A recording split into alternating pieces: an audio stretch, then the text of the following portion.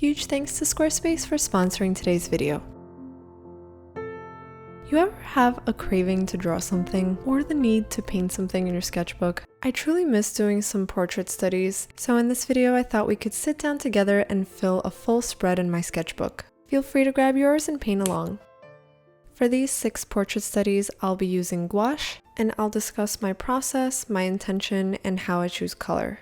Now before I begin painting, I make sure that all my supplies are set up so that I can focus on painting without running around grabbing things. So I prepared my palette along with some round brushes of different sizes, some water, and some paper towels. My intention for these studies is to focus on lighting and play around with different color palettes, which is why I chose some black and white references so that I have full control over the colors I choose. I always like to start my gouache studies with a very light tone. Almost always I'll choose a yellow or an orange, and I start with a very light wash over all of the sketches, and this will ensure I have the white areas of the paper covered, and you can think of this as a little foundation layer for your painting. To keep the lighting dramatic, I'm really looking at the reference to see where the highlights are, and I'm actually leaving those white. And during this initial stage, I'm using more water than paint and covering as much of the white area of the paper as possible. While the paint is wet, I add a little bit more pigment to those areas to focus on the shadows, and then I let this first layer dry completely. Then, once the layer is dry to touch, I continue working in light layers, sort of like watercolor, and slowly begin finding, observing, and building up the shadows. I take my time with this and carefully, selectively choose where to place each stroke. Personally, I love painting portraits because I can focus on really capturing the person's expression, and whenever painting in each feature, I feel like it's sort of a puzzle where you get to unravel each detail one by one.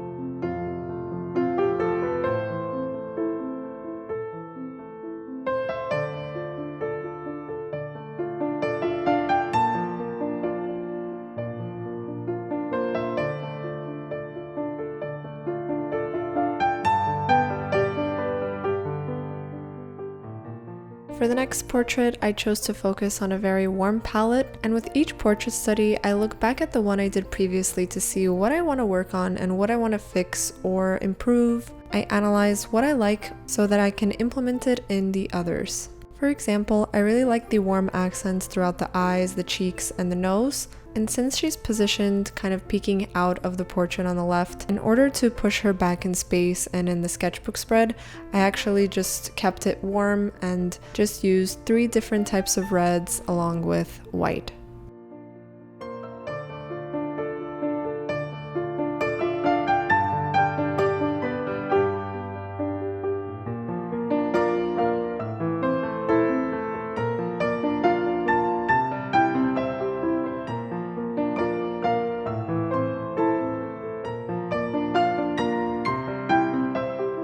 A huge tip and element that I continue to work on is really softening the edges and keeping things loose.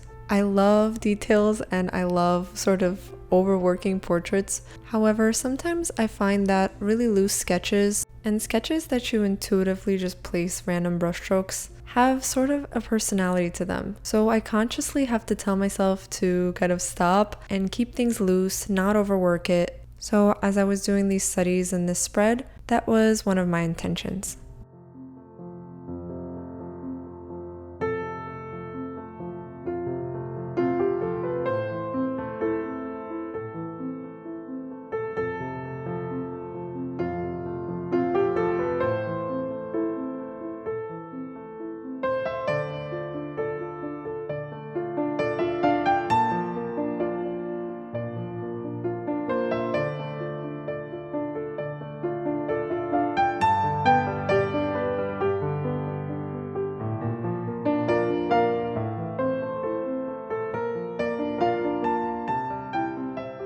As I'm slowly finding each puzzle piece to the portrait, I mix a thicker consistency of paint for each layer. The beauty of gouache is that you can work in light layers at first and build up your opacity as you go on. The left side of the sketchbook spread is complete, 3 portraits down and 3 more to go. But before we paint those, a quick word from today's sponsors, Squarespace. Squarespace is an all-in-one platform that I've been using for quite some time now. I was able to build my online portfolio all on my own. My website is the place where I showcase some of my sketchbooks as part of my portfolio. The watercolors that I painted on location in Italy are presented so beautifully thanks to their award-winning templates that make everything look clean and presentable. I highly recommend you check out Squarespace if you haven't already, so go to squarespace.com to start your free trial, and once you're ready to launch, go to squarespace.com/justcarp for 10% off your first purchase of a website or a domain.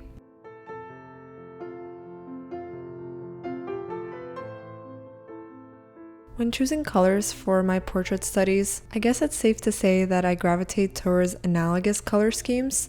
Analogous colors are colors that are positioned next to each other on the color wheel. So for example, here I'm using some yellows, oranges, and reds, and I assign a color for the highlights, midtones, and shadows.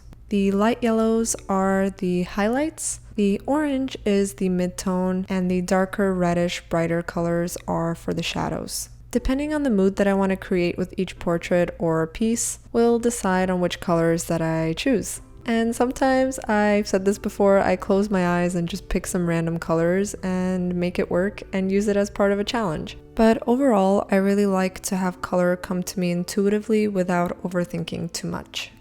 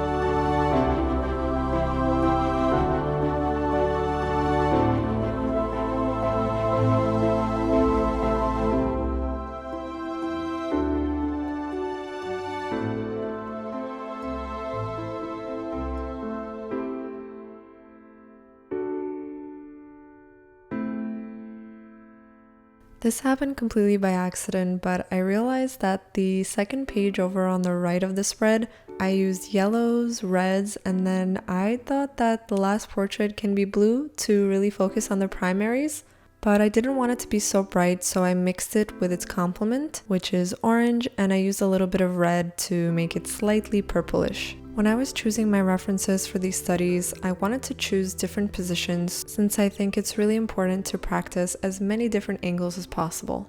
You may also notice me using some dry brush technique towards the end of the studies. Dry brush is when you have more paint and less water on your brush, and if the paper has some nice texture, it allows you to pick some of that up and include it in your piece. As always, if you've been watching my channel, you know that everything always must be connected. So to pull all of these portraits together, I mixed a very light bluish color and added it in selective areas throughout the spread and a little touch of yellow over on the corner. And then I can call it complete.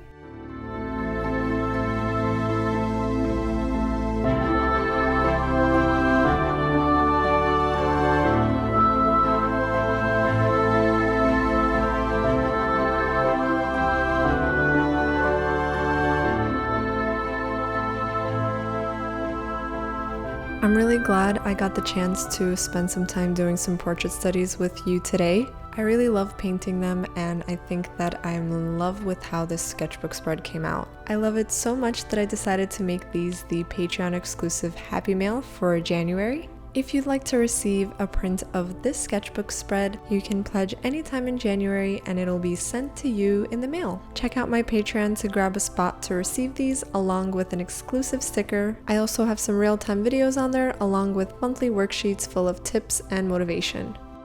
I realized that portraits are my go-to happy subject to paint when I just want to zone out and enjoy. Do you have that one subject that you gravitate towards that you really like to draw and paint? I'd love to know what yours is, so be sure to leave a comment below on what that is. Thanks so much for watching, and I'll see you in the next one. Bye!